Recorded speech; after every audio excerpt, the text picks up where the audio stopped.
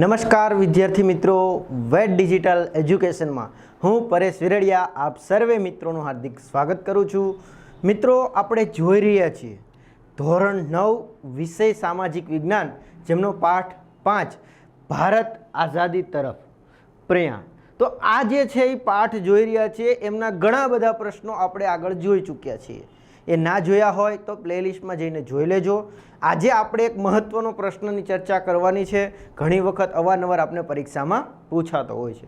તો પ્રશ્ન આપણો છે, સુભાષચંદ્ર બોઝના જીવન અને કારકિર્દીનો ટૂંકમાં અહેવાલ આપી ભારતની સ્વતંત્રતાની લડતમાં તેમણે આપેલો ફાળો વર્ણવો.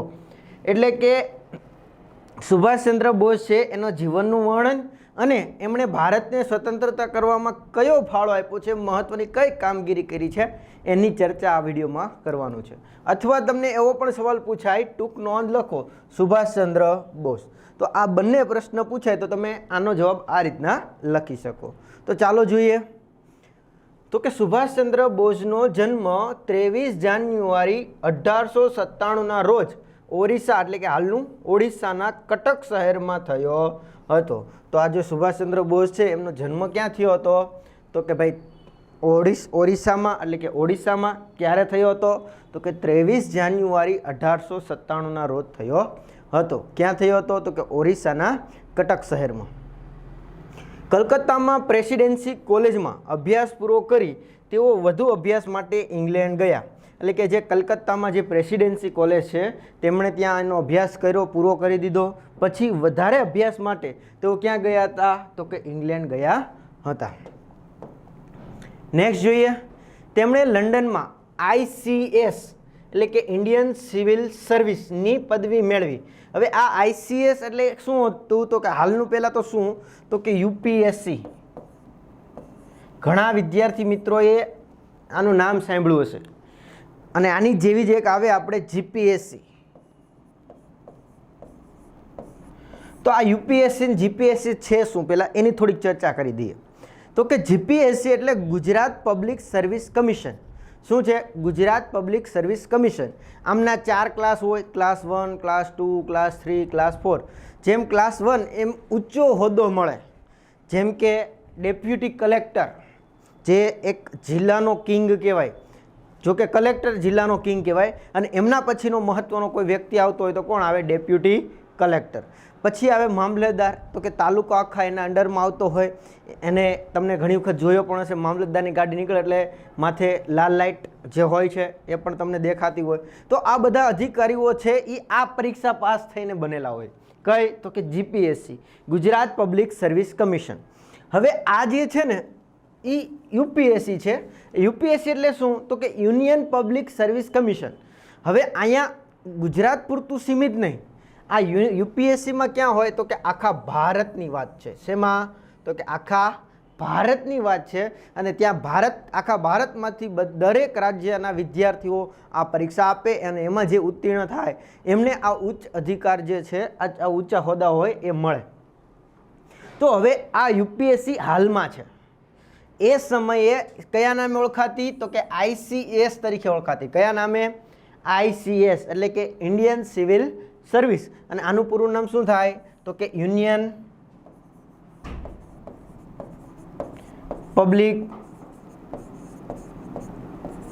Public service commission. ઓકે. અને GPSCમાં યુનિયનની જગ્યાએ શું આવશે? GPSC એટલે કે ગુજરાત પબ્લિક સર્વિસ કમિશન. તો આ જે છે એ સમયે વિશ્વની સારામાં સારી જો કોઈ ગવર્મેન્ટ સરકારી પોસ્ટ હોય તો એ કઈ હતી? ICSની ગણવામાં આવતી. જો કે શરૂઆતમાં ભારતમાં આ જે પરીક્ષા લેવામાં આવતી એના માટે એક વ્યવસ્થા હતી કે ભાઈ ભારતીય લોકો આ પરીક્ષા આપી શકશે નહીં. બાકી કોઈ પણ દેશનો નાગરિક છે આ પરીક્ષા આપી શકે, પણ ભારતીય આપી શકશે નહીં. પછી અલગ અલગ ગવર્નર જનરલ જે આવેલા એમણે સુધારા કરતા રહ્યા અને એ અંતર્ગત ભારતના લોકો છે એ આ પરીક્ષા આપતા ગયા. એટલે આવી રીતના ICS જે હાલમાં ભારત આઝાદ થયું પછી કયા નામે ઓળખાવા લાગ્યું? તો કે યુનિયન પબ્લિક સર્વિસ કમિશન એટલે કે UPSCના નામે ઓળખાવા લાગ્યું. તો કે આ ICS પાસ કરી અને પ્રેસિડેન્સી કોલેજમાં ઘમંડી અંગ્રેજ અધ્યાપકોને હિન્દીઓ પ્રત્યે અપમાનજનક વર્તનને ક્રમમાં ક્રાંતિના બી રોપાયા. એટલે કે જે આ પ્રેસિડેન્સી જે કોલેજ હતા એના જે અધ્યાપકો હતા, જે શિક્ષકો હતા, એ કેવા હતા? અંગ્રેજો હતા અને ઘમંડી હતા. એટલે એમને થોડોક વધારે ગુસ્સો એવા હતા અને પોતે જ સર્વસ્વ છે એવું પોતે દર્શાવતા હતા. અને જે ભારતીય છોકરાઓ હતા, હિન્દુસ્તાનના જે છોકરાઓ હતા એમની પ્રત્યે પોતે અત્યાચાર કરતા, એમને ખોટો માર મારતા. એટલે આ બધી ઘટના જોઈને સુભાષચંદ્ર બોઝને શું થયું? તો કે પોતાનામાં આ ક્રાંતિના, ભારતમાં ક્રાંતિના બીજ રોપાયા.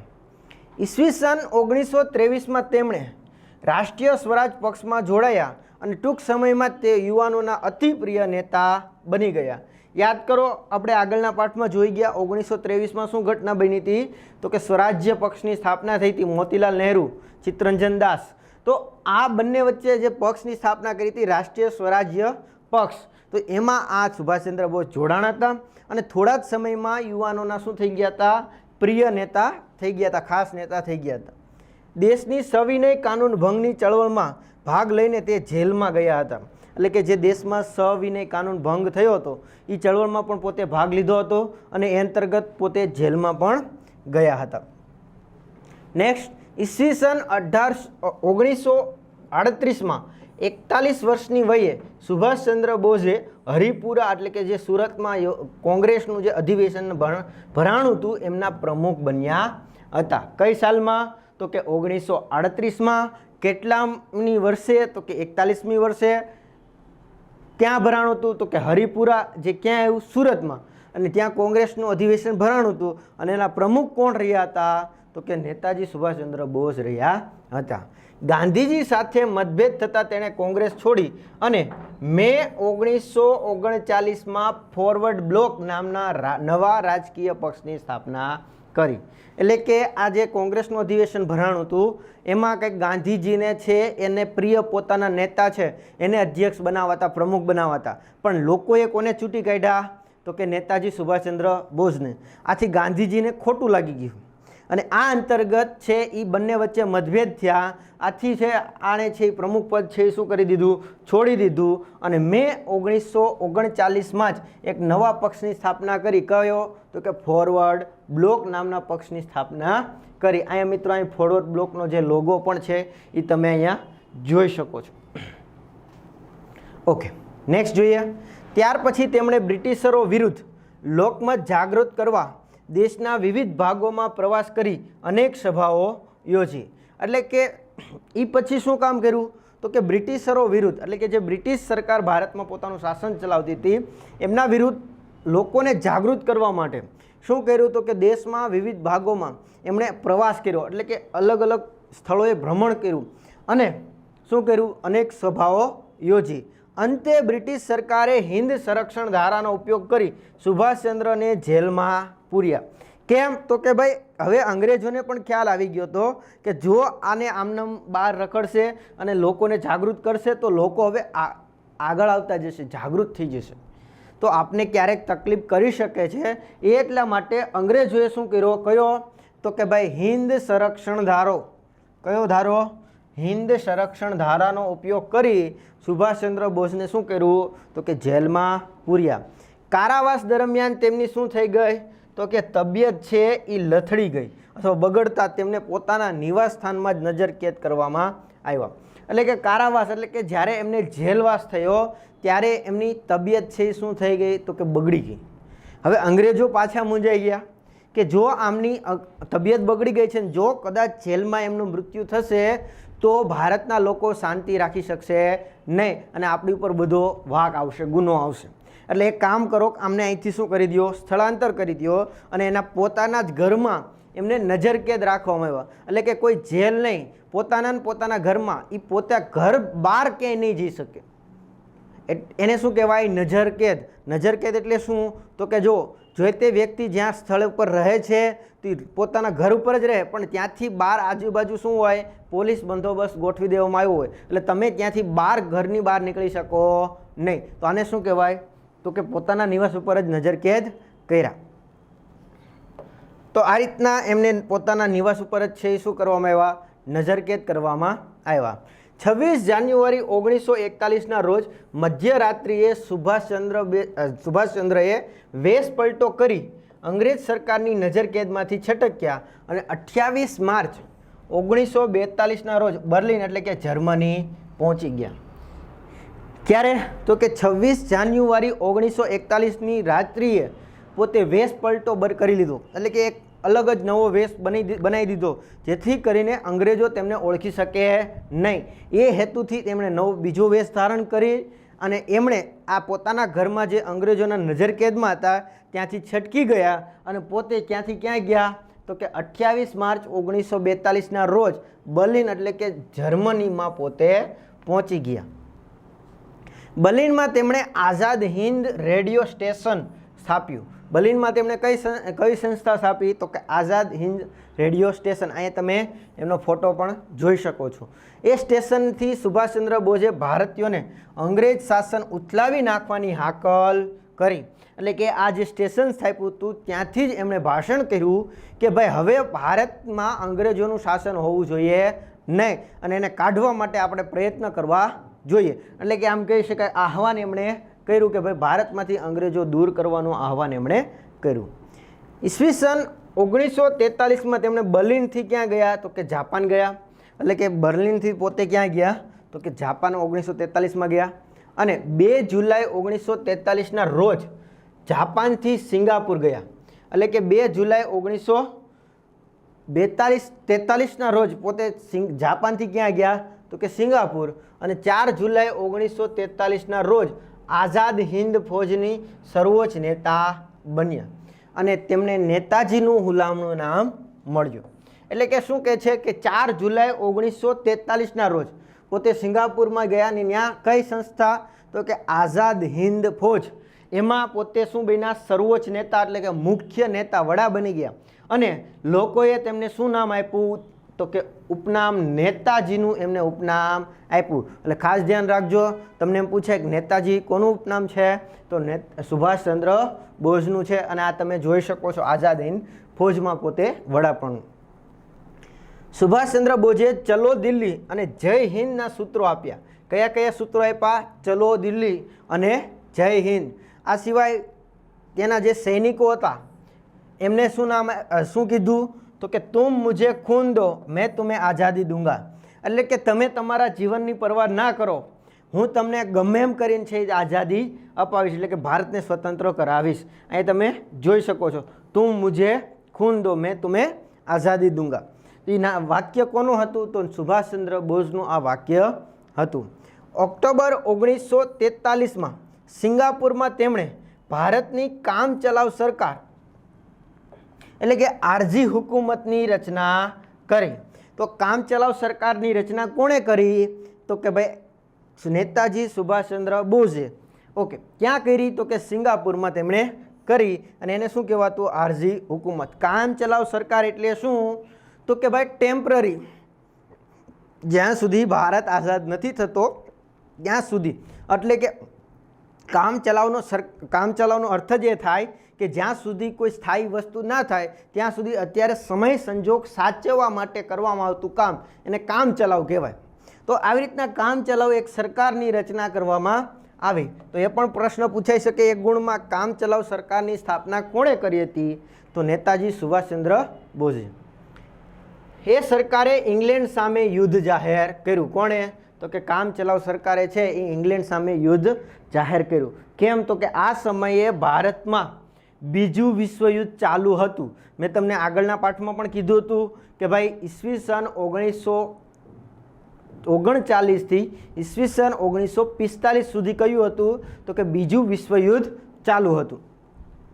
મે 1944માં તેમના નેતૃત્વ નીચે ફૌજના સૈનિકોએ ભારતની પૂર્વ સરહદે પ્રવેશ કરી રંગૂન, કોહિમા, પોમ, ઇમ્ફાલ વગેરે પ્રદેશો જીતી લીધા. એટલે કે પોતે છે એમણે આઝાદ હિન્દ ફૌજના નેતૃત્વ અંતર્ગત પોતે છે એ વડુ મથક પાછળથી ક્યાં બનાવે છે? સિંગાપુરથી. તો કે રંગૂન. આ રંગૂન કોની રાજધાની છે? તો કે મ્યાનમાર. અને મ્યાનમારનું જૂનું નામ છે બર્મા. તો કદાચ પરીક્ષામાં મ્યાનમારની જગ્યાએ તમને બર્મા આપી દે તો પણ ધ્યાન રાખવાનું, તો કયું આવશે? રંગૂન જ એની રાજધાની થશે. તો આ સિવાય કોહિમા, પોમ અને ઇમ્ફાલ જે આપણા ભારતના પૂર્વ વિસ્તારના રાજ્યો છે, એ પ્રદેશો છે, એ આઝાદ હિન્દ ફૌજે શું કરી લીધા? તો કે જીતી લીધા. એ અરસામાં અમેરિકાએ દ્વિતીય વિશ્વયુદ્ધમાં ઝંપલાવાથી જાપાનમાં નાગાસાકી અને હિરોશીમા શહેર ઉપર અણુબોમ્બ ફેંક્યા. એટલે કે શરૂઆતમાં મિત્રો બીજા વિશ્વયુદ્ધમાં અમેરિકા છે એ યુદ્ધમાં જોડાયેલું નહોતું, પણ એક ઘટના બને છે એનો ચર્ચા આપણે પાઠ 3માં એમાં કરી ગયા છીએ કે કઈ ઘટનાથી અમેરિકા છે આ વિશ્વયુદ્ધમાં જોડાય છે. અને આ વિશ્વયુદ્ધમાં જોડાવાથી શું થયું? એટલે કે એમણે એમના મિત્ર રાષ્ટ્ર એટલે કે બ્રિટિશના પક્ષમાં જોડાણું. હવે એમણે 2 અણુબોમ્બ, કેમ કે એ સમયે વિશ્વમાં માત્ર એક જ દેશ હતો કે આ અણુશક્તિ ધરાવતો હોય. ખાસ સમજો, આ સમયે એક જ માત્ર દેશ હતો કે જે વિશ્વમાં કે જે અણુબોમ્બ છે એ ધરાવતો હોય. એ કોણ હતો? તો કે અમેરિકા હતું. અને અમેરિકાએ જાપાનના 2 શહેર નાગાસાકી અને હિરોશીમા ઉપર, અહીંયા તમે જોઈ શકો છો આ નાગાસાકીનું છે, આ હિરોશીમાનું છે, અને આની ઉપર શું કર્યું? તો કે અણુબોમ્બ ફેંક્યા અને તેનાથી ભયંકર વિનાશ સર્જાતા જાપાને મિત્ર રાષ્ટ્રોની શરણાગતિ સ્વીકારી. પરિણામે જાપાન તરફથી જે આ આઝાદ હિન્દ ફૌજને જે મળતી મદદ હતી એ શું થઈ ગઈ? બંધ થઈ ગઈ. એટલે કે જે અમેરિકાએ જે જાપાનને શાંત પાડવા માટે અથવા એને હરાવવા માટે અણુબોમ્બે ફોડેલા કયા? તો કે લિટલ બોય અને ફેટમેન, જેની આપણે ચર્ચા આગળના પાઠમાં પણ કરવાના જ છીએ. તો કે એ જે છે એ અણુબોમ્બ જે 2 ફોડ્યા, જો કે એવું કહેવાય છે કે આ અણુબોમ્બ છે એટલા ખતરનાક હતા કે જ્યાં જેવો આ બોમ્બ ફૂટેલો છે એ જે સ્થળ છે ત્યાં માણસના પડછાયા છપાઈ ગયા છે. શું કહેવાય છે? કે જે બોમ્બ છે એ બોમ્બ જ્યારે ફૂટ્યો છે તો કે ભાઈ એ એના પડછાયા, માણસનો જે પડછાયો છે જેમ સૂરજના તડકામાં જાય એટલે કેમ પડછાયોનું દેખાતો હોય, તો હાલમાં પણ એના પડછાયો છપાયેલા જે છે દિવાલ ઉપર તમને દેખાવો મળે છે વસ્તુના. આ કેટલો ભયંકર આ અણુબોમ્બ હશે. જોકે એમ કહેવાય છે કે જેવો ફૂટતાની સાથે કેટલા લોકો તો રાખ થઈ ગયા. એટલે કે આ એટલો ખતરનાક આ બોમ્બ હતો અને જે માત્ર એ સમયે અમેરિકા પાસે હતો.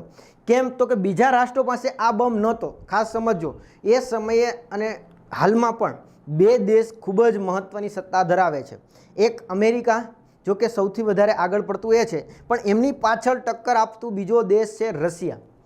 રશિયામાં હજી આની શોધ નહોતી થઈ. અને મિત્રો, રશિયામાં માત્ર જાણકારી માટે 1947માં અણુબોમ્બની શોધ થઈ. જ્યારે અમેરિકાએ ક્યારે શરૂઆત કરી દીધી હતી અને યુદ્ધમાં ક્યારે ઉપયોગ કર્યો? તો કે 1945માં. તો આ 1945માં અમેરિકાએ છે આ વિશ્વયુદ્ધમાં છે અણુબોમ્બનો ઉપયોગ કર્યો અને રશિયાએ એમના 2 જ વર્ષ પછી આનો ઉપયોગ એટલે કે એની એનું સફળ પરીક્ષણ કરી લીધું. આ પછી ઘણા દેશો, ફ્રાન્સ આવ્યું, બ્રિટન આવ્યું, પછી ચીન આવ્યું. તો આ બધા દેશો છે એ પછી આ ધીમે ધીમે એની સફળ પરીક્ષણ કરતા ગયા, જેમાં ભારત પણ હતું.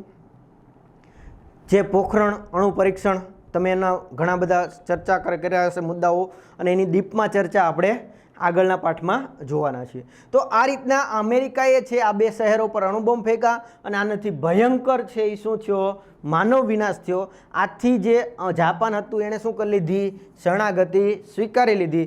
સ્વાભાવિક છે જે દેશે શરણાગતિ સ્વીકારી લીધી હોય એ એને બીજાને એના મિત્રને મદદ કરી શકે નહીં. આથી આઝાદ હિન્દ ફૌજનું છે એ મદદ મળતી શું થઈ ગઈ?